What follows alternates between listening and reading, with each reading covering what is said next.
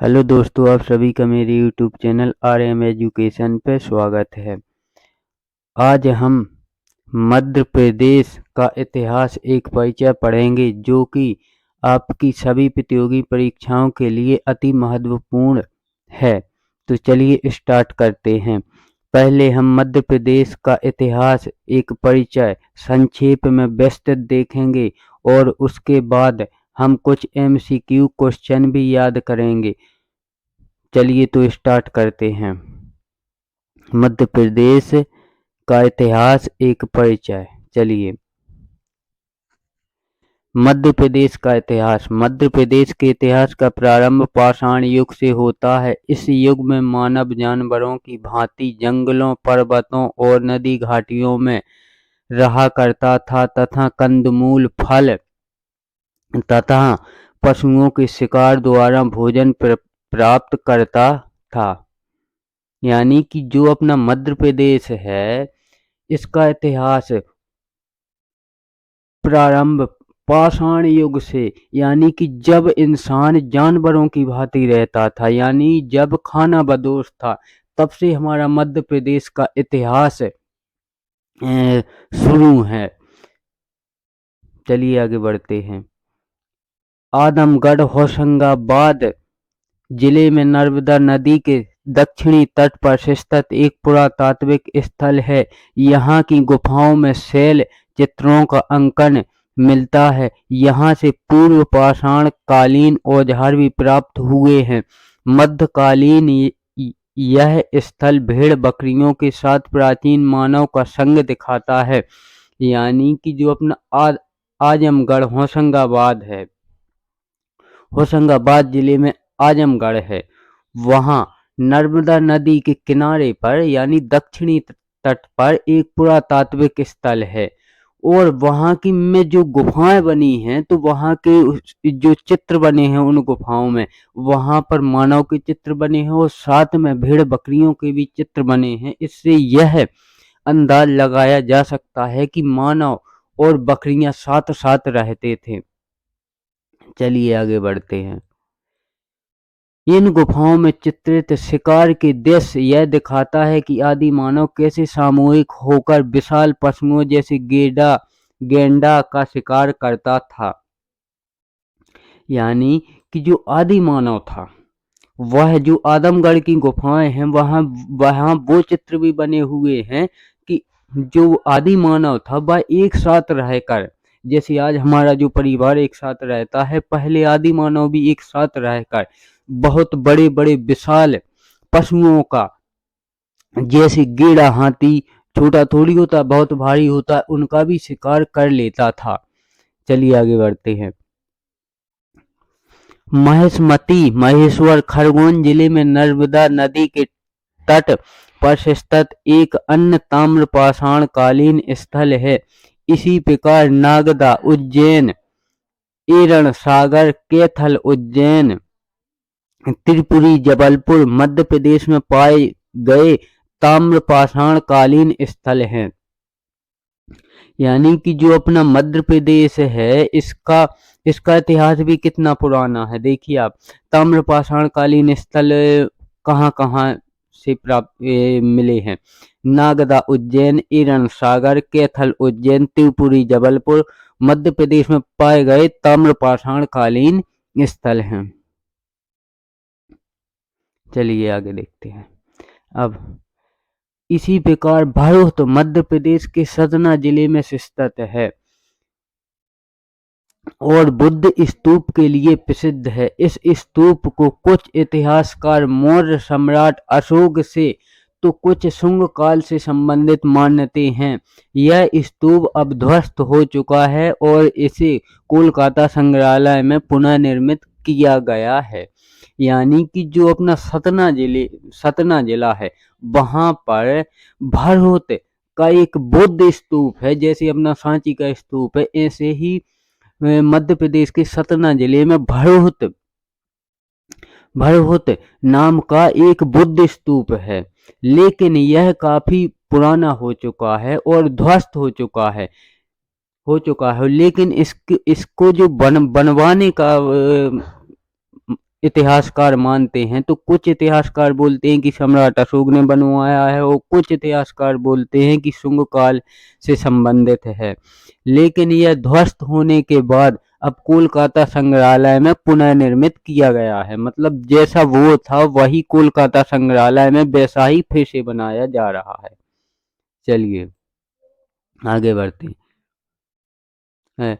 मध्य प्रदेश की भीमबेटका की गुफाओं का रायसेन जिले में स्थित एक पुरातात्विक व विश्व धरोहर स्थल है। मान्यता है कि इस स्थान का संबंध महाभारत कालीन भीम से रहा है। यहाँ के शैल चित्रों में मानव सभ्यता के प्राचीनतम अवशेष मिले हैं। यहाँ की गुफाओं में पूर्व ऐतिहासिक काल की अनुपम चित्रकारी मिलती है। जो मध्य प्रदेश की भीमबेटका की गुफाएं हैं, यह रायसेन जिले में हैं। आप इन पॉइंटों को बहुत पकड़ के रखना कि जैसे वहाँ क्वेश्चन आएगा कि भीमबेटका की गुफाएं कहाँ हैं, तो आपको लगाना है कि मध्य प्रदेश में रायसेन जिले में। और क्वेश्चन ये भी आ सकता है कि विश्व धरोहर में मध्य प्रदेश के रायसेन जिले के किस स्थान को रखा गया है, तो अब भी आपको लगाना है कि मध्य प्रदेश की भीमबेटका की गुफाओं को विश्व धरोहर में रखा गया है। चलिए, तो यहाँ की गुफाओं में पूर्व ऐतिहासिक काल की अनुपम चित्रकारी है। चलिए आगे बढ़ते हैं। अब देखते हैं महाजनपद काल 6ठी शताब्दी ईसा पूर्व में अवंती व चेदी महाजनपद मध्य प्रदेश में ही स्थित थे। महाजनपद काल है जो 6ठी शताब्दी ईसा पूर्व में अवंती व चेदी, अवंती जो कि अभी वर्तमान में उज्जैन है और चेदी जो कि अभी वर्तमान में बुंदेलखंड है, यह दो महाजनपद मध्य प्रदेश में ही स्थित थे। और आप देखना क्वेश्चन ये भी आता है कि दो महाजनपद मध्य प्रदेश में कौन कौन सी थी, तो आपको लगाना है अवंती और चेदी महाजनपद। क्वेश्चन ये भी आ सकता है कि मध्य प्रदेश में महाजनपद कितनी थी, तो आपको आंसर लगाना है 2, अवंती और चेदी।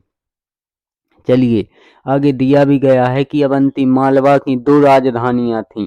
जो अवंती है मालवा की 2 राजधानियां थीं, उज्जैनी व महिष्मती दक्षिणी राजधानी थी, यानी कि जो उज्जैनी थी।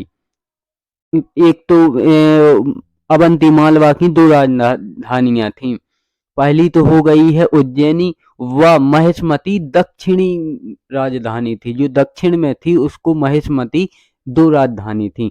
और चेदी बुंदेलखंड की राजधानी सुक्तिमती थी। चलिए आगे बढ़ते हैं। अब देखते हैं नावदा टोली खरगोन जिले में नर्मदा नदी के तट पर स्थित है, एक ताम्रपाषाण कालीन स्थल है। कभी क्वेश्चन आएगा कि नावदा टोली कहाँ स्थित है, तो आपको पहले लगाना है खरगोन जिले में। और अगर ये आता है कि नर्मदा टोली खरगोन की नर्मदा टोली किस नदी के तट पर स्थित है, तो आपको लगाना है नर्मदा नदी के तट पर, जो एक ताम्रपाषाण कालीन स्थल है। चलिए आगे बढ़ते हैं।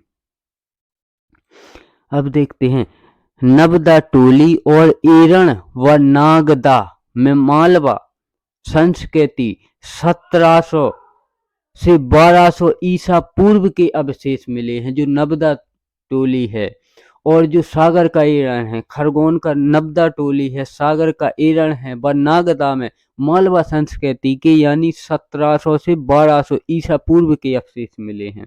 जैसा कि आप देख सकते हैं कि 1700 से भी लगाएं, ईसा पूर्व से भी लगाएं, तो आज कितने वर्ष हो चुके हैं। चलिए आगे बढ़ते हैं।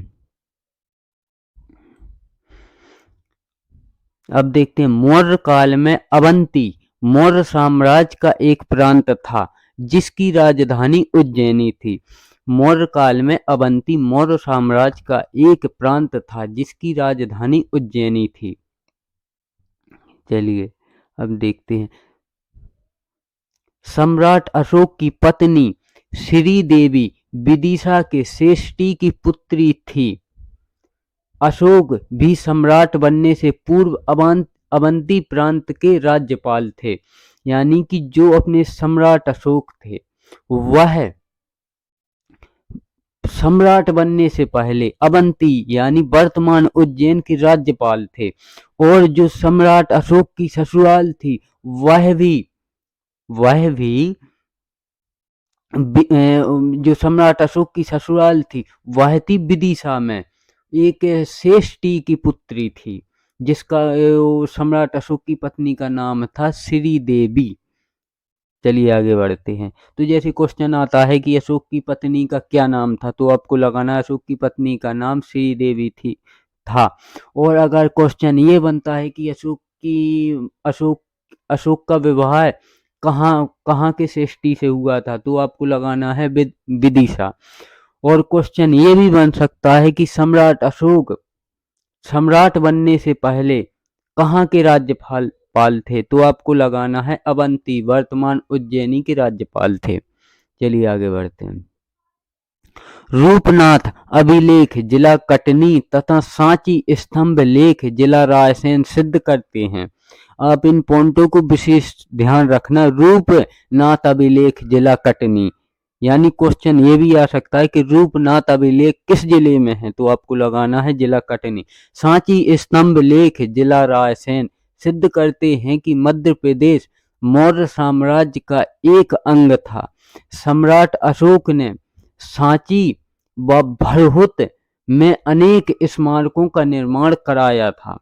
जैसा कि आप वहां देख सकते हैं कि जो भरहुत हैं वह भी बौद्ध धर्म से संबंधित हैं और सांची के स्तूप भी बौद्ध धर्म से संबंधित हैं। सिर्फ कन्फ्यूजन इसमें है कि कुछ इतिहासकार कहते हैं कि सम्राट मौर्य राजाओं ने बनवाए हैं और कुछ इतिहासकार में कहते हैं कि शुंग राजाओं ने बनवाए हैं। लेकिन यहाँ पर स्पष्ट हो गया कि जो भरहुत है वह सम्राट अशोक, जो कि मौर्य वंश के शासक थे, इन्होंने ही निर्माण कराया है। चलिए आगे बढ़ते हैं। सांची के स्तंभ लेख के लिए प्रसिद्ध है। यह अभिलेख इसकी सतह पर की गई अति उत्कृष्ट पॉलिश के लिए भी विख्यात है।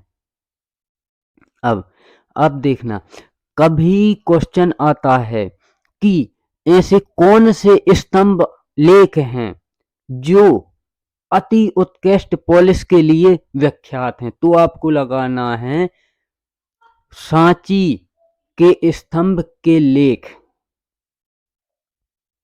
चलिए आगे बढ़ते हैं। बेसनगर से यूनानी राजदूत हेलियोडोरस का गरुण स्तंभ लेख मिला है जो भगवान विष्णु को समर्पित है।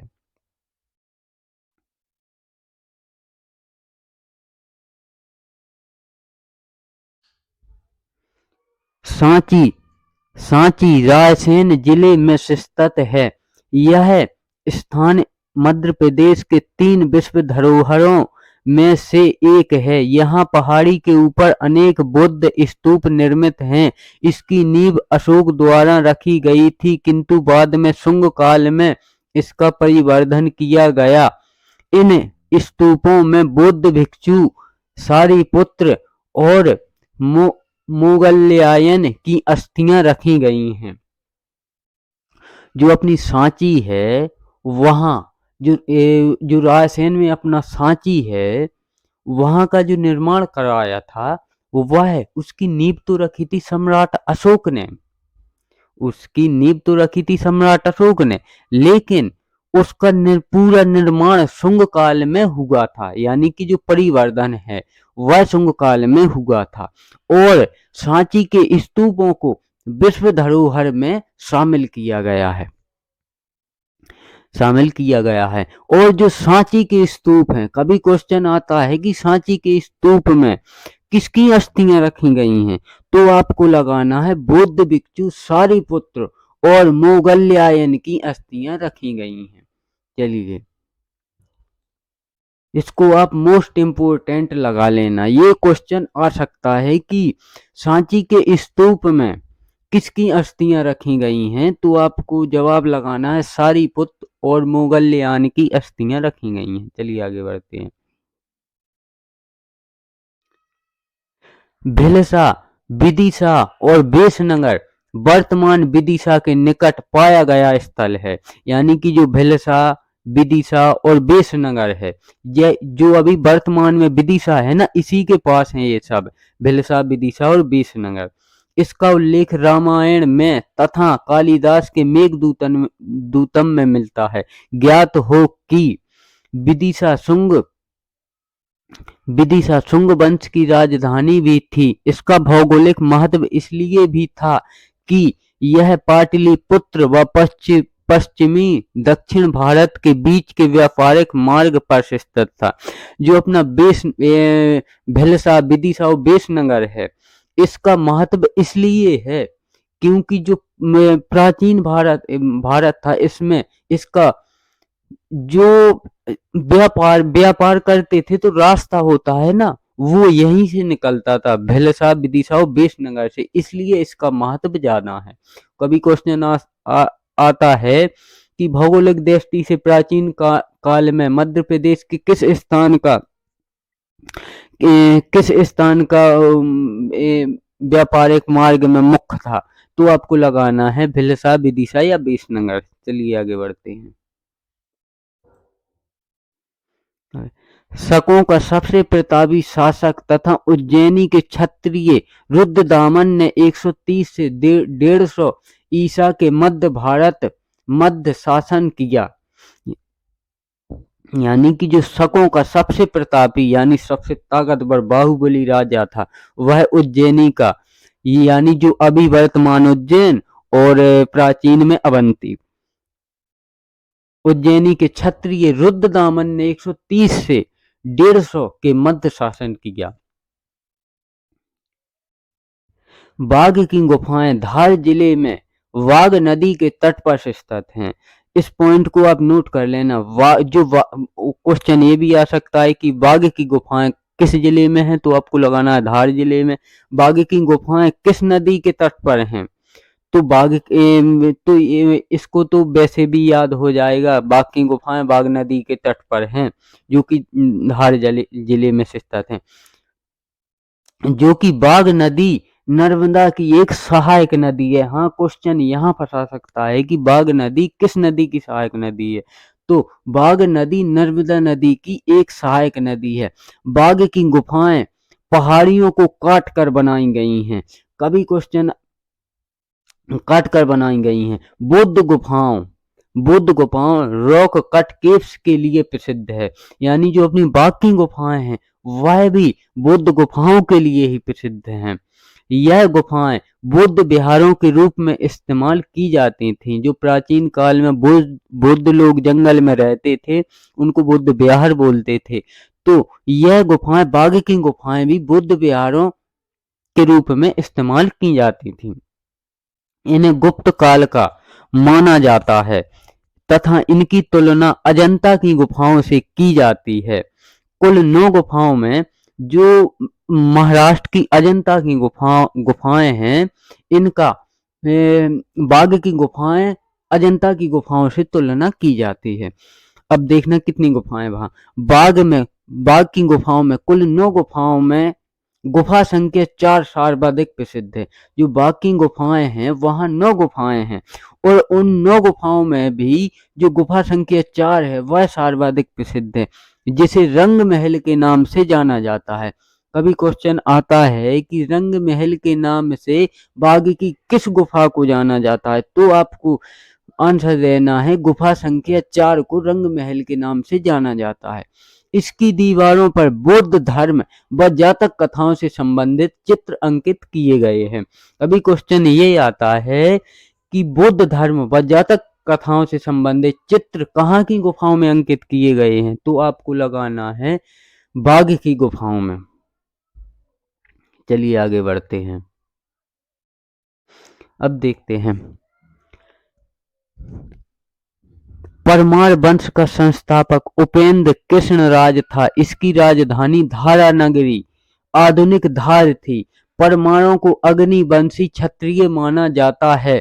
परमारों ने भारत में 1305 तक शासन किया, जब तक कि अलाउद्दीन खिलजी द्वारा परमार राज्य को दिल्ली सल्तनत में नहीं मिला लिया गया। यानी कि जो परमार वंश है उसके संस्थापक हैं उपेंद्र कृष्णराज। इन्होंने 1305 तक शासन किया और वो भी जब तक अलाउद्दीन खिलजी ने परमार राज्य को दिल्ली सल्तनत में मिला लिया, उसके बाद परमारों का शासन खत्म हो गया। चलिए आगे बढ़ते हैं। अब देखते हैं सिमुक, मुंज, सिंधु राजा भोज आदि परमार वंश के शासक थे। परमार वंश का सबसे महत्वपूर्ण शासक भोज 1010 से 1060 तक था। भोज शासक महान निर्माता, बहुमुखी, प्रतिभा से संपन्न, विद्वान था। उसने 23 से भी अधिक पुस्तकों की रचना की। उसकी प्रमुख रचनाएं इस प्रकार हैं। अभी इस पॉइंट को आप विशेष ध्यान देना, ये राजा भोज की रचनाएं हैं। तो कभी क्वेश्चन आ जाता है कि निम्नलिखित में से कौन सी राजा भोज की रचना है, तो आप इसको अच्छे ध्यान से पढ़ना। तो चलिए देखते हैं राजा भोज की रचनाएं। कुछ मुख्य रचनाएं। पहली, पतंजलि के योग सूत्र पर टीका, समरांगण सूत्रधार, वास्तुकला पर अनुपम ग्रंथ है। ये वास्तुकला पर अनुपम ग्रंथ है। सरस्वती कंठाभरण, राजमार्तंड, तत्व प्रकाश, ये सारी राजा भोज की रचनाएं हैं। चलिए, भोज ने धारा नगरी में सरस्वती मंदिर का निर्माण कराया, जिससे उसके विद्या प्रेमी होने का पता चलता है। धनपाल जैसे विद्वान उसकी राज्यसभा की शोभा बढ़ाते थे। क्वेश्चन आता है कि धारा नगरी में सरस्वती मंदिर का निर्माण किसने कराया था, तो आपको लगाना है राजा भोज। चलिए आगे बढ़ते हैं। अब देख, पुरातत्व विभाग को मुरैना के सिन्होनिया में कच्छप घात कालीन राजाओं की राजधानी सिंगपानी में महाभारत कालीन नगर के अवशेष मिले हैं। यानी कि जो पुरातत्व विभाग है, इनको मुरैना के सिन्होनिया में कच्छप घात कालीन राजाओं की राजधानी सिंगपानी में महाभारत कालीन के अवशेष मिले हैं। क्वेश्चन आता है कि महाभारत कालीन अवशेष कहाँ मिले हैं, तो मुरैना के सिन्होनिया में। चलिए आगे बढ़ते हैं। अब देखते हैं, ईरान से गुप्त सम्राट रामगुप्त की मुद्राएं मिली हैं। इस स्थान का ऐतिहासिक महत्व इसलिए भी है क्योंकि यहाँ से सती प्रथा के प्राचीनतम साक्ष्य मिले हैं। जो पहले तो क्वेश्चन ये बन सकता है कि ईरान है कहाँ, तो ईरान है मध्य प्रदेश के सागर जिले में। और यहाँ से गुप्त सम्राट रामगुप्त की मुद्राएं, यानी जो पहले पैसे चलते थे रुपए, वो मिली हैं। और इस स्थान का ऐतिहासिक महत्व इसलिए भी है क्योंकि यहाँ से जो पहले सती प्रथा होती थी कि जैसे पहले बुढ़े लोग 8, 10, 12 वर्ष की लड़कियों से शादी कर लेते थे और उनकी उम्र हो जाने पर वो मर जाते थे, तो उनके साथ उन लड़कियों को भी कम उम्र की होने के बावजूद भी उन्हें जला दिया जाता था कि ये इसकी पत्नी है, इसको मोक्ष मिलेगा। उसी को बोलते थे सती प्रथा, जो कि बहुत घृणित प्रथा थी, जिसको अंग्रेजों द्वारा कानून बना के समाप्त किया गया और आज तो पूरी तरह समाप्त है। उसी के सती प्रथा के साक्ष्य मिले हैं। चलिए आगे बढ़ते हैं। नालछा 2010 में खोजा गया एक पुरातात्विक स्थल है। यह धार जिले में कारम नदी के बेसिन में स्थित है। नालछा 2010 में खोजा गया एक पुरातात्विक स्थल है। यह धार जिले में कारम नदी के बेसिन में स्थित है। चलिए अब देखते हैं कि मध्य प्रदेश के प्राचीन जनपदों के आधुनिक नाम, यानी जो अपने मध्य प्रदेश हैं इनके प्राचीन जो पुराने नाम थे अब उनके क्या नाम हैं यह देखते हैं। चलिए तो यहाँ देखिए, प्राचीन नाम, आधुनिक नाम। पहला अवंती, वर्तमान में उज्जैन। वत्स, वर्तमान में ग्वालियर। अनूप, प्राचीन काल में नाम था अनूप, अभी निमाड़। प्राचीन काल में चेदी, अभी खजुराहो या बुंदेलखंड कुछ भी कह सकते हैं। पहले जो चेदी था उसको पूरे बुंदेलखंड को बोलते हैं, अभी यहाँ लिख दिया है खजुराहो, तो खजुराहो बुंदेलखंड एक ही बात है। चलिए नलपुर, नरवर। मध्य प्रदेश के प्राचीन जनपदों के आधुनिक नाम यह मुख्य हैं, इसलिए मैं आपको इन्हें दोबारा रिपीट करके फिर से बता रहा हूँ, इसलिए आप ध्यान से सुनना। पहला अवंती, प्राचीन नाम अवंती, आधुनिक नाम उज्जैन। दूसरा वत्स, प्राचीन नाम वत्स, आधुनिक नाम ग्वालियर। तीसरा अनूपपुर, आधुनिक नाम निमाड़। प्राचीन नाम चेदी, आधुनिक नाम खजुराहो। खजुराहो भी आ सकता है और बुंदेलखंड भी आ सकता है ऑप्शन में। प्राचीन नाम नलपुर, आधुनिक नाम नरवर शिवपुरी। प्राचीन नाम दसारण, आधुनिक नाम विदिशा।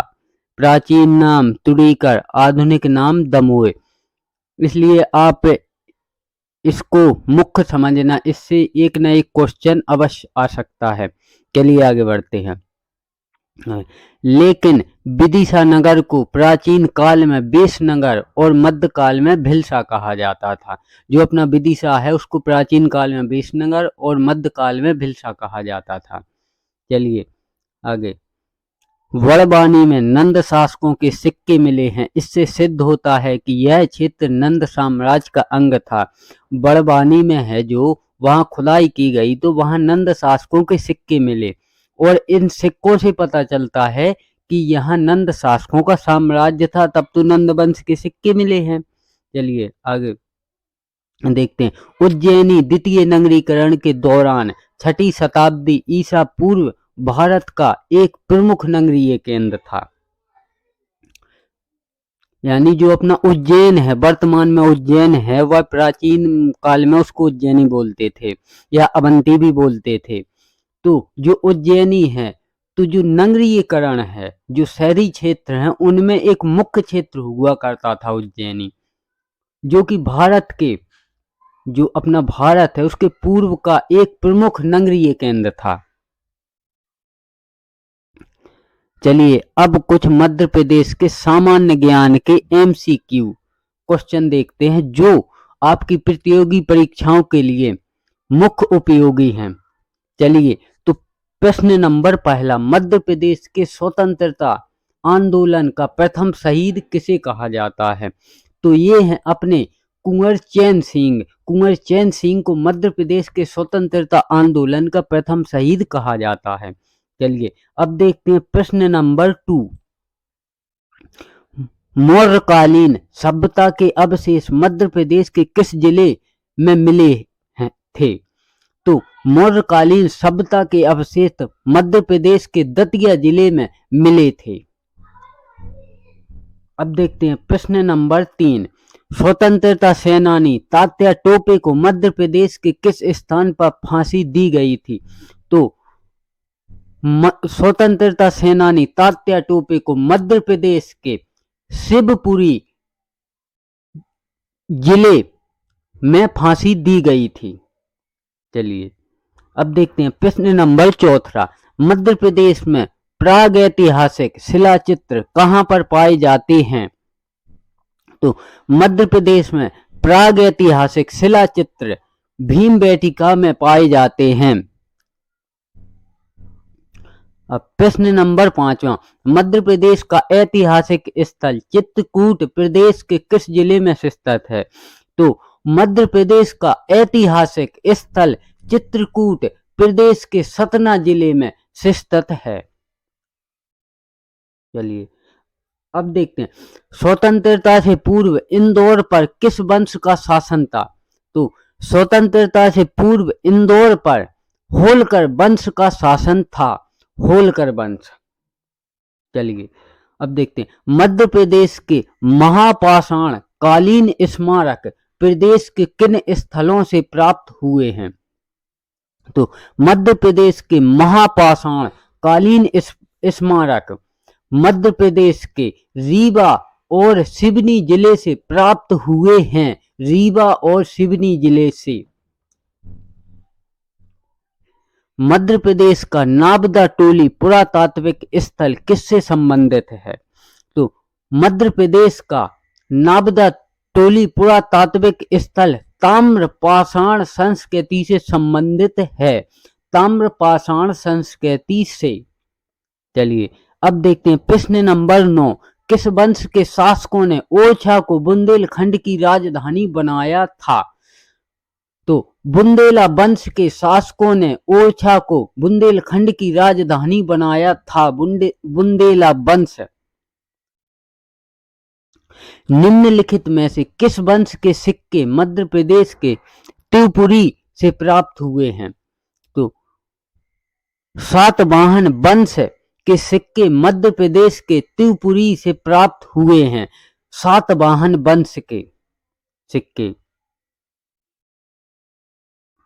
प्रश्न नंबर 11।